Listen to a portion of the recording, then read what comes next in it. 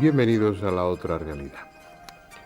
Sé que no es una forma muy optimista de comenzar un programa, pero lo procedente hoy es decir que todos, ustedes y yo, tenemos una cita con la muerte.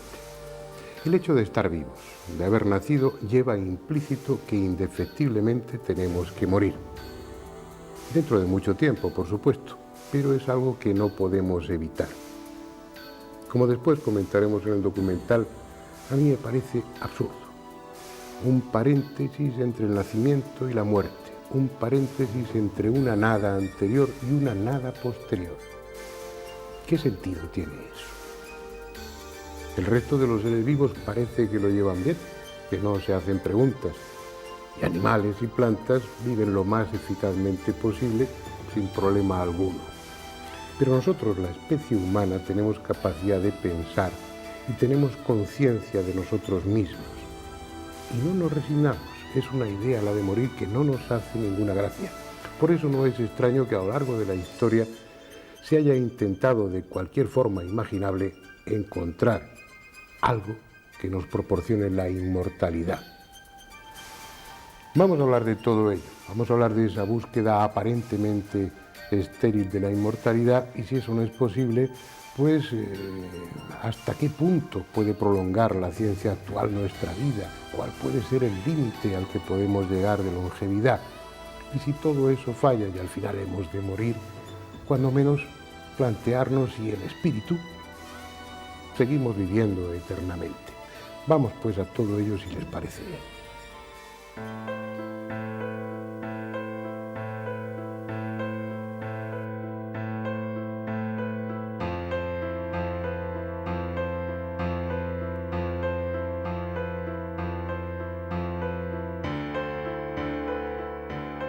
Este es un planeta privilegiado. Su masa, su tiempo de rotación y de traslación, la distancia que le separa de la estrella a cuyo alrededor gira, a su vez ni demasiado joven ni demasiado vieja, y otras 1000 circunstancias más, han permitido que en él surja esa especie de milagro que llamamos vida. Allá abajo, en lo profundo de los mares, a salvo de las mortales radiaciones de entonces, aparecieron hace incontables millones de años las primeras criaturas. Organismos simples y diminutos capaces de nutrirse, crecer y multiplicarse. Y a partir de ese mismo momento, en un proceso lento, sin prisa y sin pausa, fueron diversificándose en especies cada vez más complejas. Unas siguieron desarrollándose en su medio inicial, las aguas. Otros abandonaron aquel inmenso caldo de cultivo para colonizar las tierras emergidas ya aptas para albergar la vida. Y así, con el tiempo como aliado, océanos y continentes se convirtieron en el escenario donde todas las formas imaginables de vegetales y animales, desde la minúscula hasta la colosal, representaron y siguen representando el mismo drama: nacer, crecer, multiplicarse y morir. Como si la vida no fuese más que un inútil paréntesis, surge a partir de la materia inerte y al final vuelve a la materia inerte. Simples instrumentos de un plan aparentemente absurdo, los seres vivos nacen para morir. Y su única función, la única razón de ese tiempo de vida, es la de reproducirse para que la especie no se extinga. ¿Puede concebirse un disparate mayor? Los vegetales y todos los animales, excepto uno, no se plantean la cuestión, al menos que sepamos. Se limitan a vivir ese paréntesis entre nacimiento y muerte con absoluta indiferencia y ejemplar eficacia. Es el hombre, ese bípedo dotado de conciencia, el único que arrastra durante toda su vida la angustia de saberse condenado a morir. Pese a su inteligencia, a su lugar preeminente en la escala biológica, está sujeto a las mismas leyes que el resto de los seres vivos. Para desesperación suya, sabe que nace con fecha de caducidad. la que corresponde a su especie.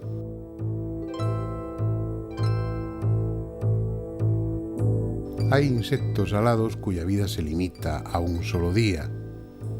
Otros, como las hormigas, tienen asignado un periodo de existencia de 15 años. El caimán alcanza los 56 y algunas tortugas gigantes llegan en cautividad hasta los 170 años.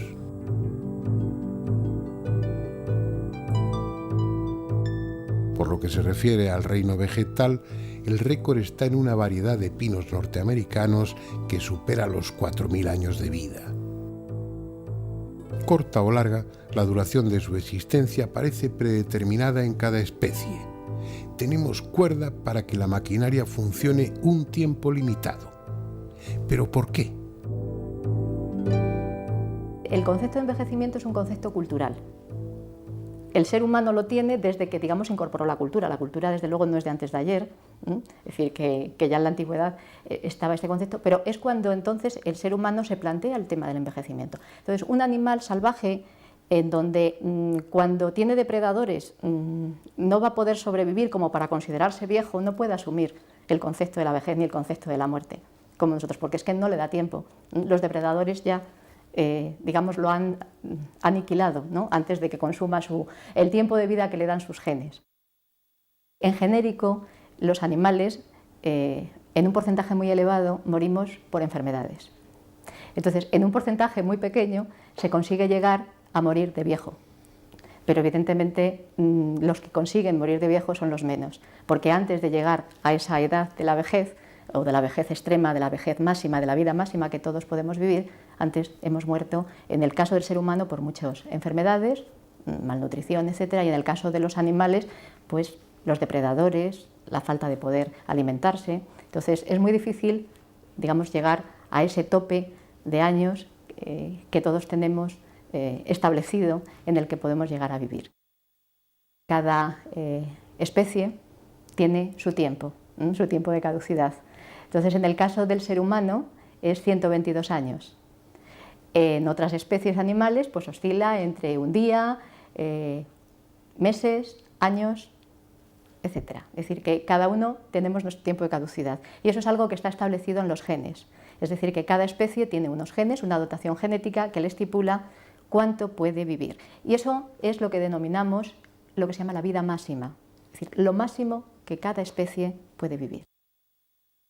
Aunque genéticamente nosotros tengamos esa fecha de caducidad de los 122 años, después, dentro de la especie humana, el que unos individuos vivan más y otros individuos, es decir, lleguen más cerca de esos 120 años y otros no, solo se debe a un 25%, solo se debe a los genes, pero en un 25%. El 75% restante se debe a que te rodee, es decir, cómo sea el ambiente, cómo sea la nutrición, cómo sea la contaminación, etc. Entonces ahí sí que podemos estar incidiendo para que el máximo de personas se beneficien de esa incidencia del medio ambiente sobre su propia carga genética y de la relación, que es otro hecho importante, entre cómo a cada individuo el medio ambiente le incide en su carga genética.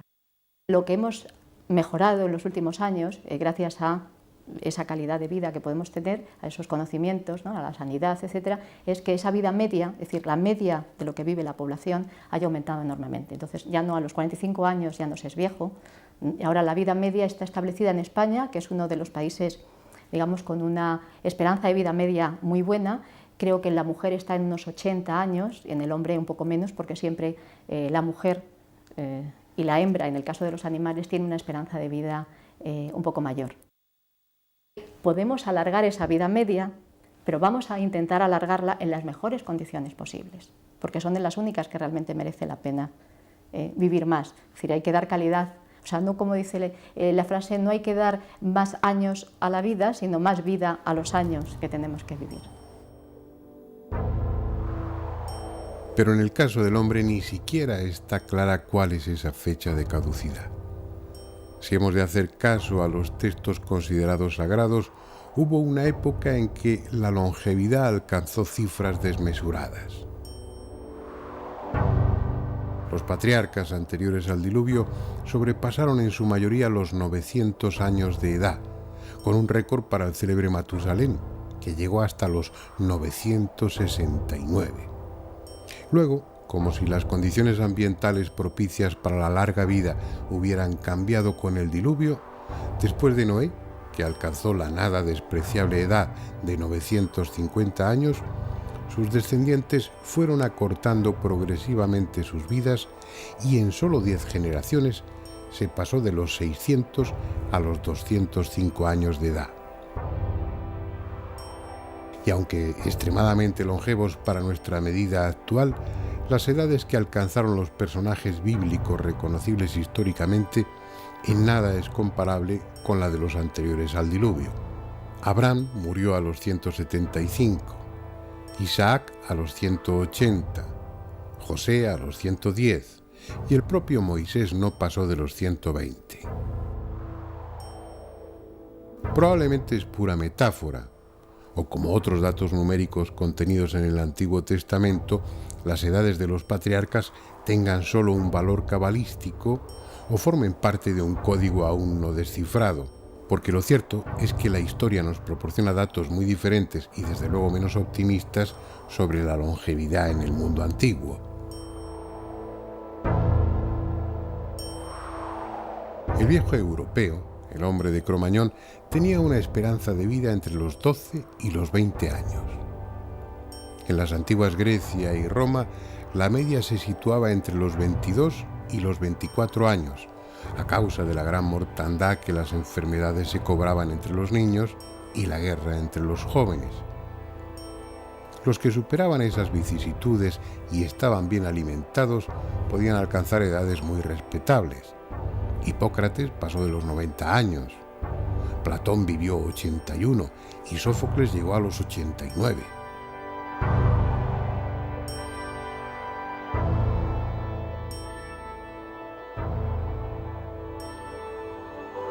En Norteamérica, la esperanza de vida a principios del siglo XX oscilaba en torno a los 45 años y ahora, apenas 100 años después, ya ha alcanzado la cifra de 75 años para el hombre y 80 para la mujer.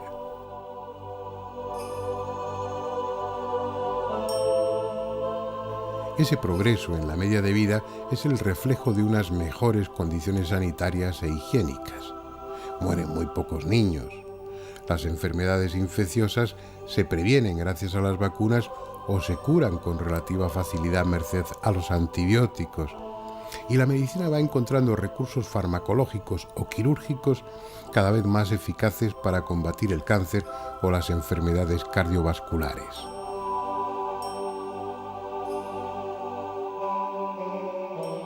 Y es que en esta lucha por la supervivencia, tal vez convenga recordar que las frecuentes epidemias del pasado se saldaron con enormes bajas entre la población mundial. La peste que asoló Europa en el siglo XIV, por ejemplo, se saldó con 14 millones de muertos. Está claro que nuestra esperanza de vida ha aumentado considerablemente, a costa de prolongar nuestra vejez. ¿Pero qué es envejecer?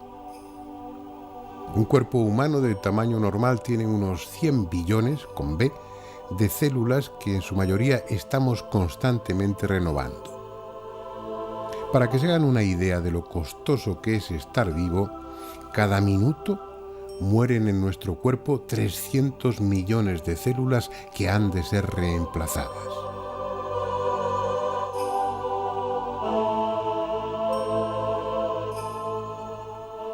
El cerebro es un caso especial, porque sus células no se renuevan, se van destruyendo sin reposición posible.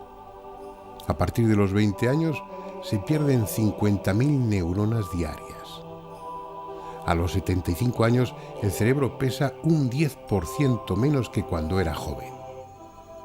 Afortunadamente debemos tener más células cerebrales de las que necesitamos, porque esa pérdida no afecta a las facultades mentales. El resto del organismo sufre más el paso del tiempo, porque cada renovación de células, y recuerden que mueren 300 millones por minuto, cada duplicación va incorporando errores infinitesimales. Es como si de un original sacásemos una fotocopia. Luego fotocopiásemos esa fotocopia. Luego esa fotocopia de la fotocopia. Y así sucesivamente millones de veces. Al final, las últimas fotocopias apenas recuerdan al original. La pupila se reduce, el cristalismo se empaña y vemos cada vez peor. Con la audición pasa lo mismo. Pocas personas de más de 65 años oyen frecuencias de 10.000 ciclos por segundo. Las fibras musculares del corazón acumulan lipofuscina, una basura química en sus células, y a los 90 años ese corazón impulsa solo la mitad de sangre que cuando era joven. Paralelamente, las arterias y venas pierden elasticidad, la piel se arruga, el esqueleto fija menos calcio y se hace frágil, los riñones filtran menos. ¿Para qué seguir? La cuestión es si hay alguna forma de evitar o frenar ese desastre. Luego lo veremos.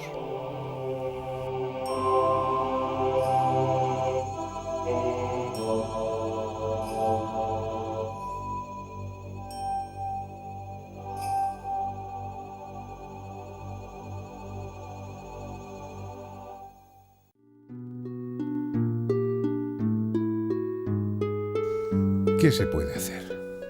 Hasta los más jóvenes de los espectadores saben que si todo va bien, les espera la vejez y la muerte. No es malo. No puede serlo porque se trata de algo natural, consustancial al hecho de estar vivo, pero no resulta una idea agradable.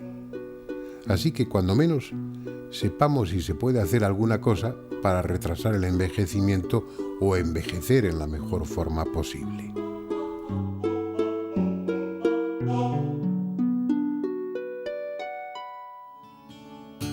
Enzimas, vitaminas, minerales, nutrientes.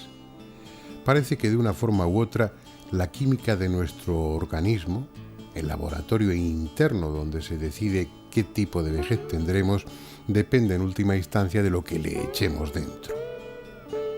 Vivir más tiene mucho que ver con lo que comemos. En cierto sentido resulta lógico. Pero ¿qué es lo mejor?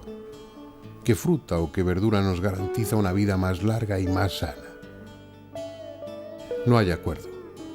Puede decirse que cada producto hortícola ha sido considerado en uno u otro momento como una panacea. Al final, lo más sensato debe ser una dieta equilibrada. Pero, ¿y si todo se limitase al agua? Estas son las célebres cataratas del Niágara, en la frontera entre Canadá y Estados Unidos. Sus casi 50 metros de caída constituyen todo un espectáculo que atrae a millones de turistas. Son las aguas más visitadas de Norteamérica. Pero pudo no haber sido así. Quizá las aguas más famosas de ese continente y del mundo fueran tan poco espectaculares que uno pasaría junto a ellas sin prestarles atención. Cuando los conquistadores llegaron allí, existía entre los indios la tradición de una fuente de la eterna juventud. Muchos habían oído hablar de ella y nadie dudaba de su real existencia, aunque no supieron o no quisieron decir dónde estaba exactamente. Juan Ponce de León, el conquistador castellano, dio por bueno el relato y en 1513 navegó de Puerto Rico a Florida para buscar la legendaria fuente. No la encontró, pero algo supo en ese viaje que confirmaba su autenticidad, porque años después volvió a intentarlo con 2 barcos y 200 soldados. Una herida en combate con los indios, que luego le causó la muerte, interrumpió la búsqueda. Y quién sabe si el hallazgo. Tradiciones así las hay por todo el mundo, y tal vez tengan un fondo de razón. Aguas salutíferas que mantienen a los ancianos vigorosos, como las del Valle de Unza, al norte de Pakistán.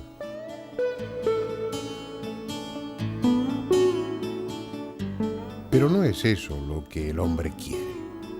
El hombre tiene miedo a morir y lo que ansía es algún remedio, sea agua o pócima, que le permita vivir eternamente.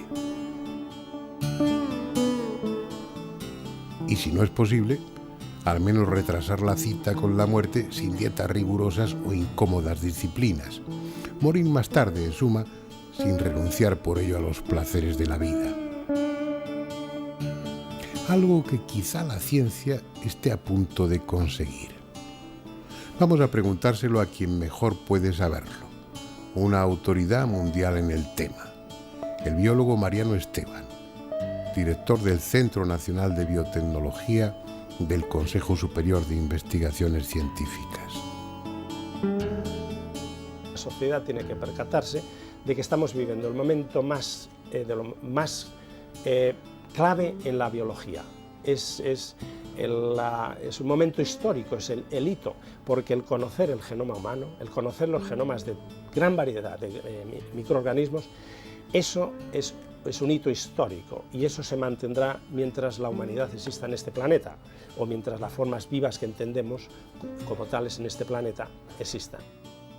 La sociedad desea pues una mejora de calidad de vida, una mejora en salud. Todo el mundo que dice, yo lo que quiero es tener mejor salud a todas las edades, desde que uno es más joven hasta que ya una persona pues se ha jubilado y desea mantener una calidad de vida hasta que pues el organismo fallece.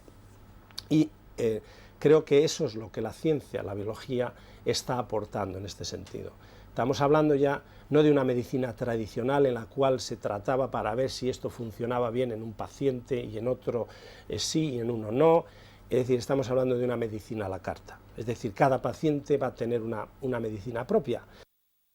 El conocer cuáles son los genes que están involucrados en muerte es clave. Entonces, eso lo estamos conociendo, empezando a conocer, y se han identificado una serie de genes que determinan muerte, pero a su vez se han identificado otra serie de genes que condicionan sobrevivencia.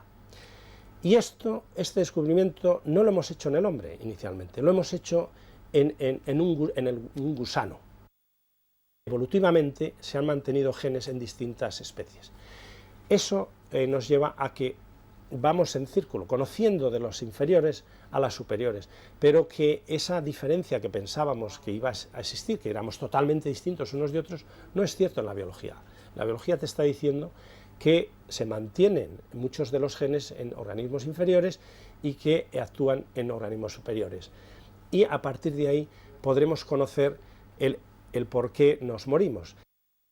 Se ha demostrado en gusano y en ratón, se ha identificado también que uno puede prolongar la vida mediante la activación de genes de muerte, o sea, la supresión, y se ha prolongado la vida, pues, es decir, casi hasta un tercio más de lo que vive. En la secuenciación del genoma humano, uno que va a conseguir es tener esas letras, o sea, esos 3.000 millones de letras. Quiere decir que van a ser unos libros gigantescos que solamente ordenadores pueden acumular. De lo que se trata es de esos 3.000 millones de letras, lo que ahora nos toca es conocer cómo, de toda esa información, cuáles son las letras que realmente definen una función, porque sabemos que hay muchísima parte del genoma que es lo que se llama secuencias que no se expresan y son secuencias más bien estructurales. Pero aquellas que se expresan en 100.000 genes, tenemos ahora que conocer cómo cada uno de esos genes funciona. ¿Cuánto puede vivir la especie humana? Pues estamos ahora hablando ya de si se controlan pues de 120 años o más, no se sabe. Es decir, que esto podemos ahora decir que 120 años, pero a lo mejor es más. A medida que conozcamos y que muchos de esos genes que están involucrados en muerte y de aquellos que previenen muerte, pues a lo mejor podremos desarrollar pildoritas que serán fáciles de tomar y consigamos pues mantenernos y jugar al tenis a los 100 años. Muchos de ustedes estarán pensando con razón que hay una gran dosis de injusticia en estos planteamientos. Hablamos de cómo prolongar la vida en un mundo en el que para millones de personas la cuestión no es vivir muchos años, sino simplemente seguir vivos al día siguiente.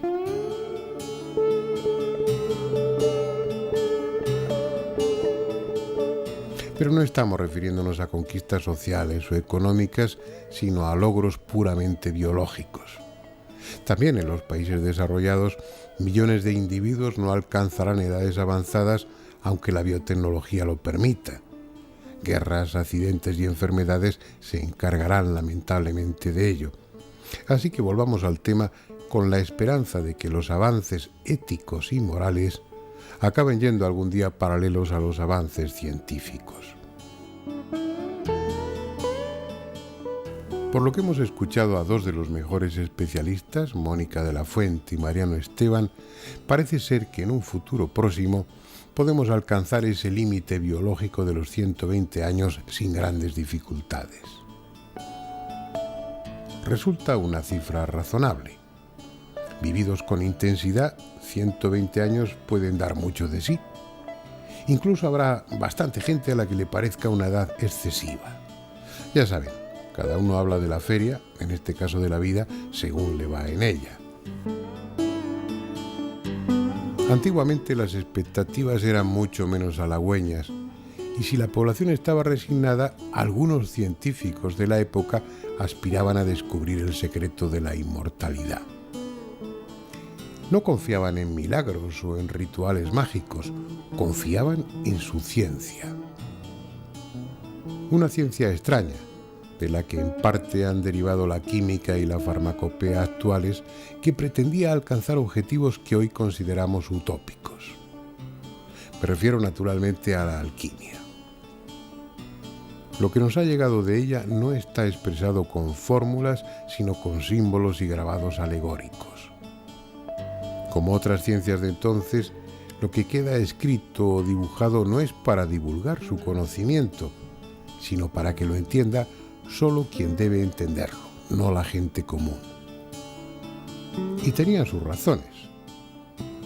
En definitiva, pretendían conseguir la transmutación de los metales en oro y un elixir de la inmortalidad, cosas que no deben estar al alcance de cualquiera.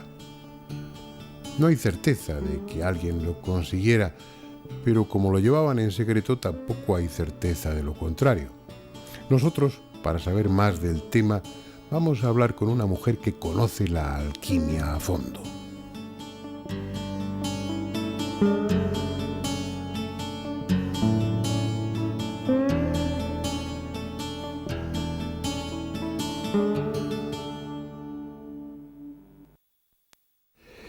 Mar, bienvenida, gracias por estar aquí.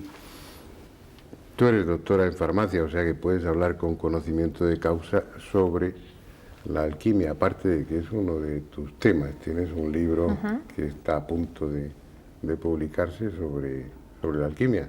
Sobre la inmortalidad vista desde la perspectiva de la alquimia. Pues nos vienes al pelo, porque el tema de este programa es precisamente esa búsqueda de la inmortalidad. Y bueno, la idea que tenemos los legos, los no iniciados en el tema, es que en efecto que esa fue una de las obsesiones o de las preocupaciones de los alquimistas, ¿no? De los alquimistas europeos, de los alquimistas chinos. Cuéntanos un poco. Primero, ¿lo consiguieron o no?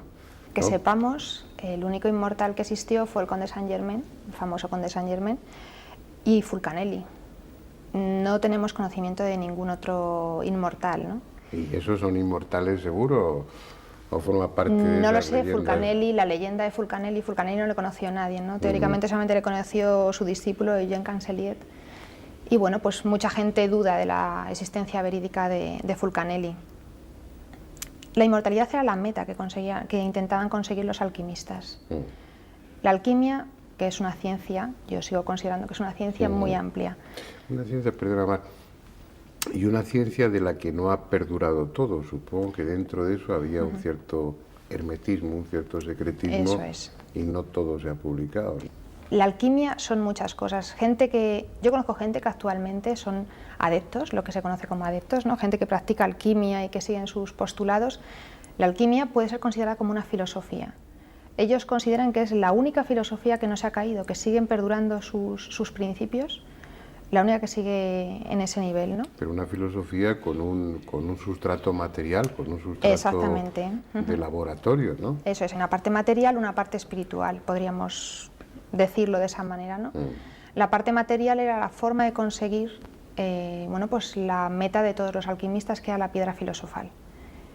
Nadie sabe explicar demasiado bien lo que era la piedra filosofal, porque los textos alquimistas se caracterizan porque son, la palabra ha llegado a, su propia palabra lo dice, han sido textos herméticos, textos muy difíciles de comprender, solamente para iniciados, con mucha simbología, solamente comprensible por aquellos que llevan mucho tiempo metidos en ese mundo. Entonces la piedra filosofal era un medio de conseguir la inmortalidad. En contra de lo que piensa la gente normalmente cuando se habla de alquimia, la alquimia es un tema que no se suele tratar demasiado porque se considera como muy oscuro, muy difícil de acceder a él, ¿no? La gente piensa que la meta de la piedra filosofal era transmutar cualquier tipo de metal en oro. Esa era la prueba. Cuando se conseguía la piedra filosofal, fuera lo que fuese, y esa piedra, esa sustancia, transmutase cualquier metal en oro, se había conseguido el fin de la alquimia. Y el fin de la alquimia era acceder al conocimiento de otros mundos, el conocimiento supremo, y entre otras metas conseguir la inmortalidad. ¿Qué cosas hacían para conseguir la inmortalidad? ¿Cómo lo intentaban? Se partía sobre todo de cinabrio y de mercurio. Eran los dos principios a partir de los cuales se intentaba conseguir. Cuando esas técnicas llegan a Europa y llegan de la mano del Islam, en el siglo VII aproximadamente, VIII-VIII después de Cristo, se produce el encuentro de esas dos grandes culturas, dos grandes civilizaciones, la civilización islámica y la civilización china. Se produce un intercambio de conocimientos y entonces a través del Islam y a través de España entran todos esos conocimientos en Europa, como he comentado. 2 siglos después la alquimia ya había llegado a todos los estratos sociales y aparece un escrito de un monje, un fraile muy conocido por sus profecías, que es Juan de Rupestisa. Y Juan de Rupestisa escribe el primer tratado donde se dice que a partir de lo que él llama la quinta esencia se puede conseguir la inmortalidad. Esa quinta esencia se elaboraba a partir de lo que él decía que era el espíritu de vino. Es decir, se tomaba vino, se destilaba, pero no una destilación como podríamos entender ahora, sino lo que ellos conocían como circulación, en un recipiente cerrado al que se le calentaba con altas temperaturas.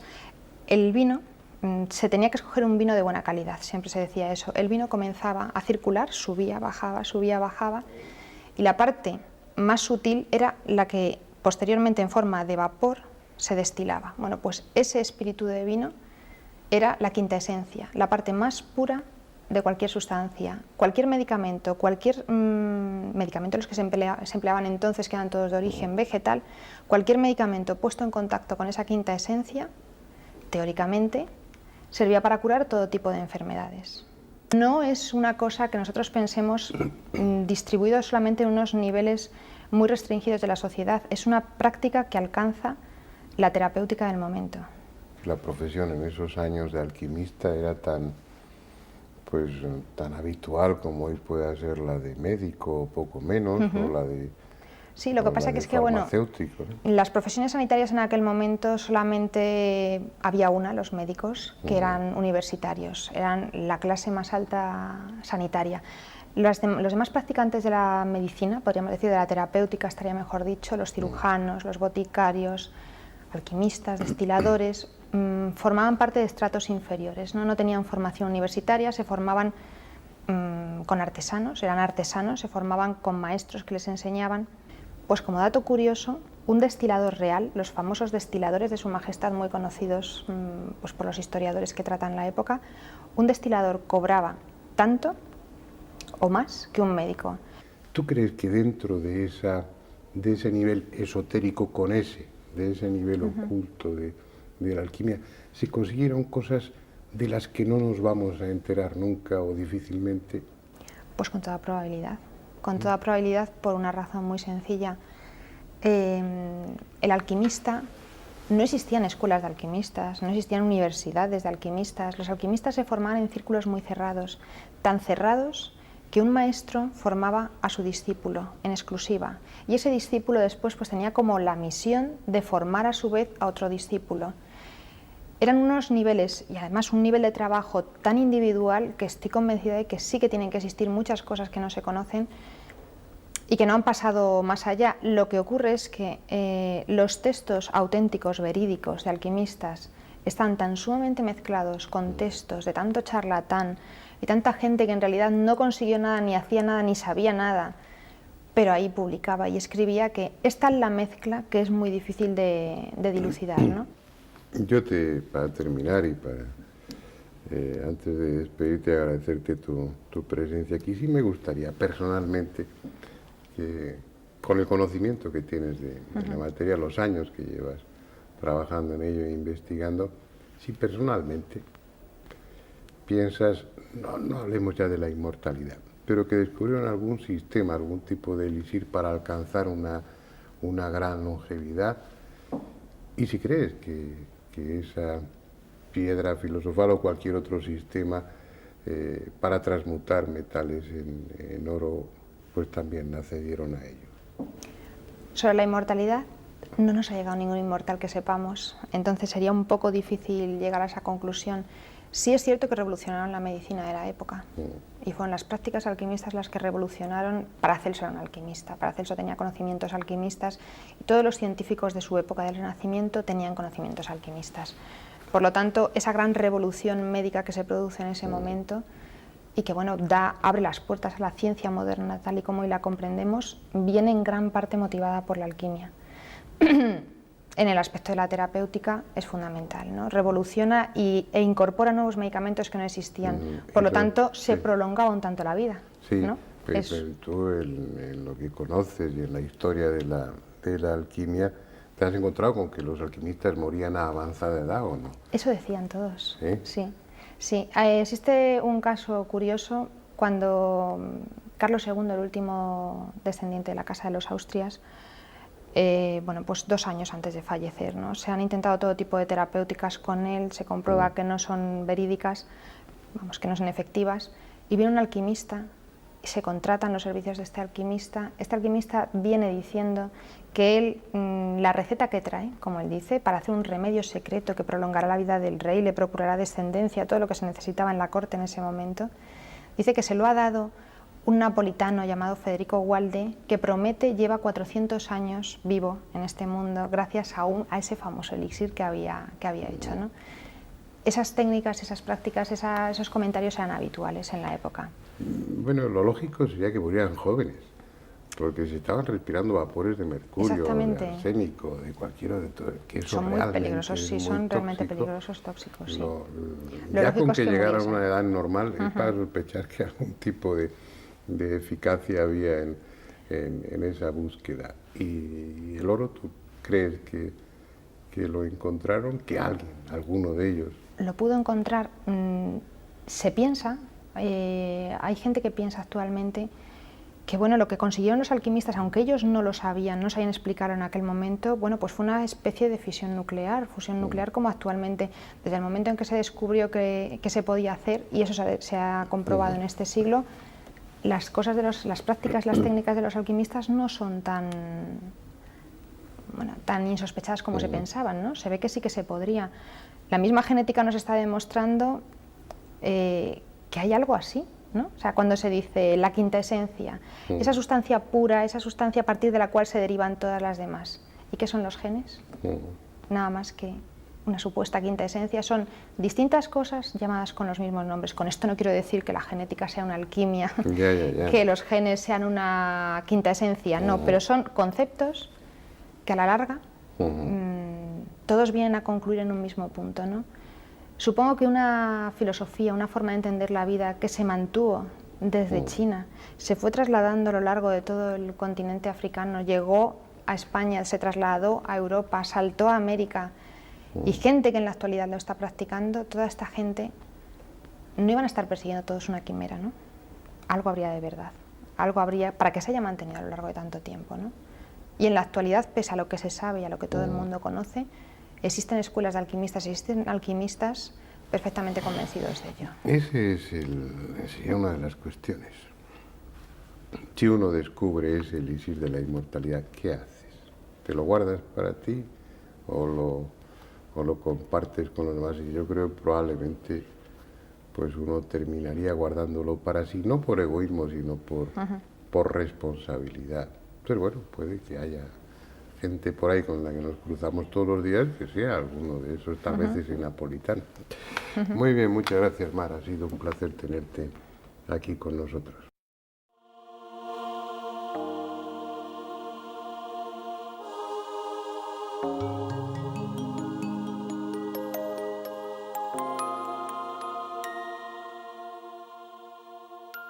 La ciencia actual no conoce todavía el secreto de la inmortalidad, y las ciencias antiguas tampoco lo descubrieron, al menos que sepamos.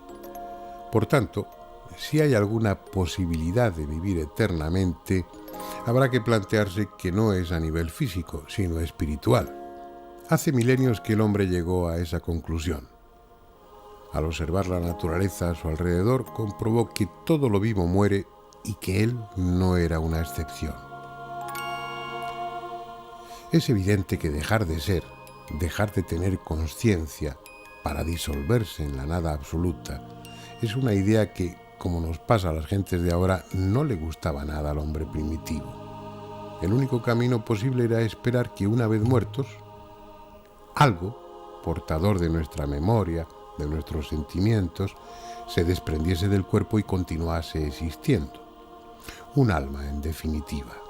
La cuestión, que ya hemos debatido en otras ocasiones, es si ese concepto del alma surgió como una necesidad, era parte de un conocimiento inconsciente o se basaba en experiencias subjetivas, como estados de casi muerte, trances y viajes astrales. Situaciones estas que a quienes las experimentan les dejan convencidos de que la consciencia puede separarse del cuerpo. De todas formas, por las imágenes que ahora estamos viendo, se deduce que el hombre antiguo no tenía muy claro si en esa existencia post-mortem el cuerpo servía o no para algo. En el fondo había cierto reparo en dejar que esa querida envoltura se desintegrase, sobre todo si había pertenecido a un personaje importante. Pero además, ¿quién podía asegurar que, cansada de andar por el otro mundo, el alma no decidiese regresar a este y volver a ocupar su antiguo cuerpo?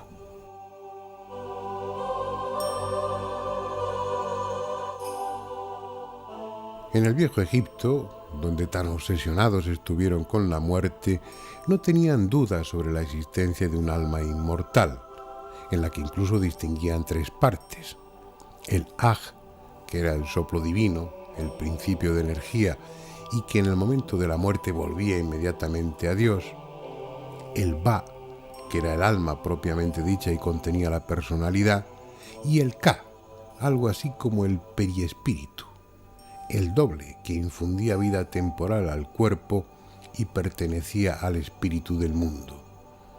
Para que ese Ka no se fuese, no se diluyese en el espíritu del mundo, era preciso que el cuerpo se conservase lo más íntegro posible.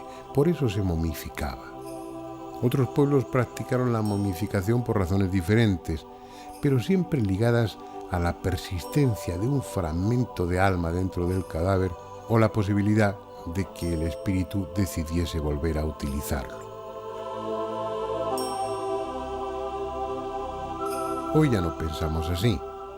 La mayoría de las religiones consideran al cuerpo una cárcel, cuando no una fuente de pecado, y una vez muerto, lo entierran sin más o lo queman.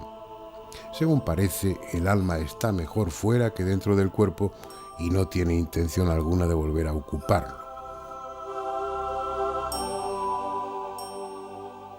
Pero no olvidemos que el motivo de este programa es la búsqueda de la inmortalidad y que, descartada la física, no nos ha quedado otro recurso que refugiarnos en la posible inmortalidad del alma.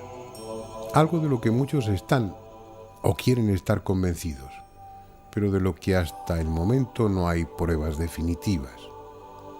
Otras veces nos hemos ocupado del tema y volveremos a él inevitablemente, porque sin duda alguna es la incógnita más importante que tiene planteada el hombre desde que adquirió conciencia. Y aunque las religiones traten de llenar ese hueco según sus principios y conveniencias, lo cierto es que tampoco pueden ofrecer testimonios objetivos, datos convincentes. Por eso requieren la fe, la creencia por parte de sus fieles.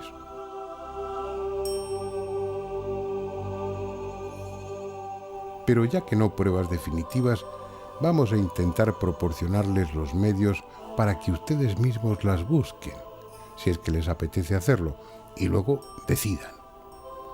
Y nadie mejor que Pedro Amorós, el célebre investigador, presidente de la Sociedad Española de Investigaciones Parapsicológicas, para que nos explique cómo obtener, por ejemplo, psicoimágenes. Ya saben, esos rostros que aparecen en el televisor y que con frecuencia corresponden a personas fallecidas. Pues la psicoimagen realmente es muy sencilla de obtener, simplemente hace falta una cámara de vídeo pequeñita conectada a un monitor de televisión, y entonces lo único que tenemos que hacer es enfocar el monitor de televisión con la propia cámara. Una vez que tengamos enfocado, dejaríamos un ángulo de unos 45 grados con respecto a la línea del monitor cámara, y pues lanzamos el zoom un poquitín hacia la esquina inferior derecha normalmente, hasta que se forme un efecto de retroalimentación que normalmente suele ser una espiral. En esta espiral nada más conseguir este efecto que nosotros le llamamos retroalimentación, pues ahí lo único que hay que hacer es intentar obtener estas psicoimágenes. Es muy buena la técnica de utilizar una cámara conectada al ordenador y el ordenador que puede registrar todo lo grabado, porque así podemos examinar sin ningún problema todos y cada uno de los fotogramas, frames que componen la grabación de estos segundos de filmación, ¿no? Y esto es muy, muy útil. Otra cosa sería utilizar el vídeo, ¿no? Que también es un sistema un poquito más arcaico, pero evidentemente pues muestra la antigua usanza del tema de las psicoimágenes. Lo que pasa es que, claro, los cabezales del vídeo peligran, ¿no? Porque 10 segundos son 240 y tantos fotogramas. También ha dedicado muchos años a la obtención y estudio de psicofonías, esas voces grabadas que nadie sabe de dónde proceden, pero que para muchos son una prueba de que el otro mundo existe y es posible comunicarse con él. La técnica es muy sencilla, es simplemente conectar un magnetofón, un pequeño grabador, aunque sea portátil, con un micrófono, una cinta virgen y pues intentar grabar al máximo volumen que se pueda, dejar unos minutos de silencio y esperar en esos 2 o 3 minutos intentar hacer alguna pregunta o algo por el estilo. Después, con todo el silencio, por supuesto, después rebobinar esto y escucharlo grabado. Es tan sumamente sencillo que cualquiera puede realizar este tipo de grabaciones y este tipo de experiencias, ¿no?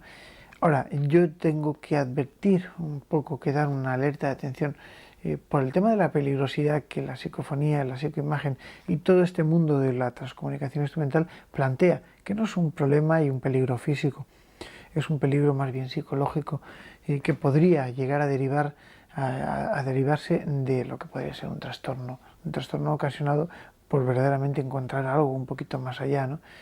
Y bueno, relativo al tema de los peligros, no hay más. Muchísima gente me pregunta el tema de los peligros de las psicoimágenes, psicofonías. No hay absolutamente ningún peligro. Solamente la alteración psicológica del experimentador es lo que estaría condicionado a la hora de realizar este tipo de grabaciones. Un día recuerdo que con un gran investigador de la Ouija, que es Paco Azorín, pues realizamos una sesión Ouija, y en la sesión se contactó con un ser que decía poder comunicarse con nosotros mediante este sistema. Era un ser que afirmaba que era de procedencia extraterrestre. Yo evidentemente lo puse siempre en tela de juicio, y para poder demostrarlo le pedimos que nos dijera su nombre y demás. Y él se identificó como UUHI, así de corto. Entonces nuestra pregunta fue que cómo se pronunciaba su nombre. realmente, bueno, pues no sabíamos deletrearlo, interpretar su nombre, ¿no? Yo pedí que si podía dejarnos una psicofonía grabada y nos dijo que sí, que sin ningún problema.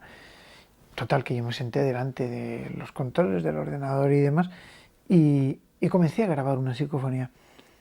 La sorpresa fue que cuando rebobinamos esto y escuchamos lo grabado, se pudo detectar una voz tan sumamente curiosa y poderosa, fuerte, que nos impresionaba a todos, en la que se escuchaba perfectamente. Uchita, que era realmente como después nos dijo que se pronunciaba su nombre, ¿no? Eso fue una de las cosas que más me impactó en torno al tema de la Ouija, a pesar de que siempre, bueno, pues alrededor de este mundo se mueven, bueno, pues historias verdaderamente macabras, ¿no?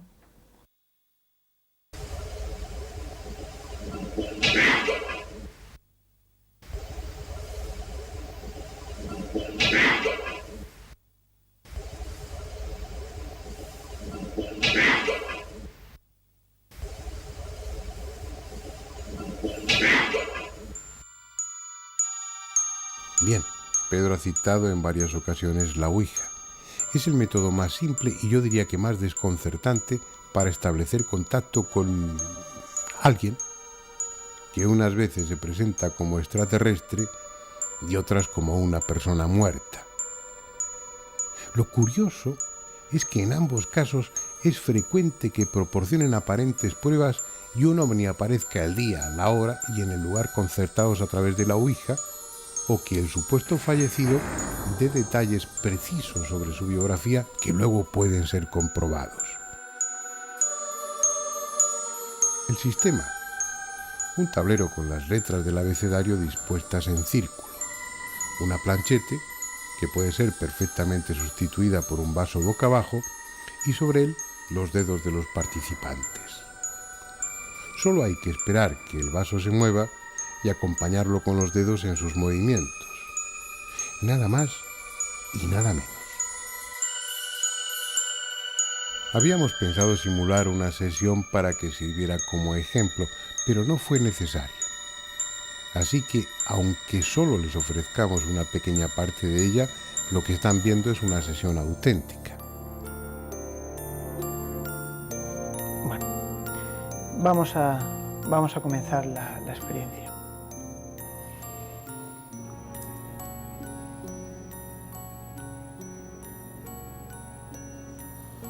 Dejad que se mueva, da vueltas al tablero, reconoce todas las letras, los signos dispuestos aquí para la comunicación. Estos son palabras hechas, estos son números y estos son letras. Da vueltas y cuando estés en disposición de comunicarte con nosotros, ve hacia el centro del tablero. Hola, ¿cómo te llamas?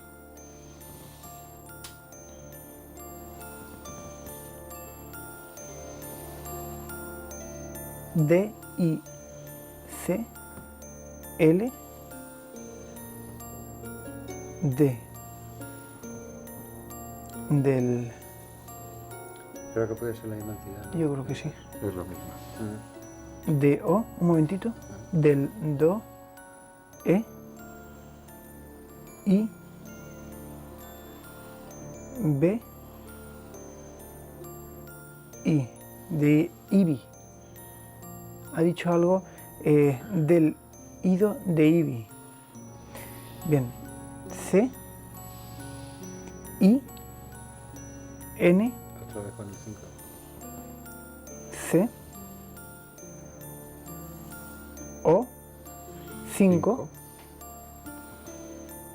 I, D, I, A, Día. I, M, O,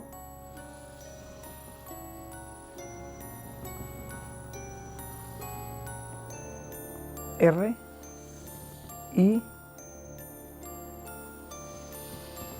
R, I. Creía que podía ser Parece que ha dicho morir. Morir. Este método tan sencillo en su ejecución y tan complejo en el momento de hallarle una explicación, ofrece tantas posibilidades, tiene a veces resultados tan sorprendentes que les prometo dedicar un programa íntegro a la Ouija, a sus posibilidades, a las teorías que intentan explicarla y también a sus riesgos, que los hay. Bien, como les he prometido, ya volveremos sobre el tema. Lo que me gustaría, para terminar, es que alguien tan acostumbrado a este tipo de experiencias como es Pedro Amorós, nos dijese si él, personalmente, está o no convencido de la inmortalidad. Bueno, yo creo que evidentemente la energía ni se crea ni se destruye y que solamente se transforma. Pues de alguna forma hago caso al principio de conservación de la materia. Sin embargo, creo que todos somos energía y que esta energía que muere aquí en la Tierra en el momento que nos llega la hora, pues se tiene que transformar en algo más sutil que la propia energía que nosotros tenemos establecida y que convencionalmente conocemos, en algún tipo de energía desconocida, en algún tipo de energía que algún día es posible que comprendamos y que detectemos. Quizás esta sea la verdadera productora de todo este tipo de fenomenología paranormal que circunda al mundo de lo extraño y de lo inexplicado, y que de verdad que bueno, pues nos plantea las serias dudas de que posiblemente exista una vida después de la muerte. Personalmente quiero creer que existe una vida después de la muerte, quiero creerlo, pero no tengo las pruebas necesarias para poder demostrarlo. Hipótesis, muchísimas, teorías, alguna, pero certezas absolutamente ninguna. Bueno, hemos llegado al final del programa, se entiende. Parece ser que lo de la inmortalidad es una utopía y que en todo caso, de existir, estaría reservada a nuestra alma, lo que no es poco. Además, como sugería la profesora Mónica de la Fuente, es muy probable que la inmortalidad en esta vida, dentro de nuestro propio cuerpo, más que un premio, acabase siendo una pesada carga. Así pues, apliquémonos no a vivir más tiempo, sino a vivir más intensa y plenamente el tiempo que el destino nos tenga reservado. Hasta la próxima semana.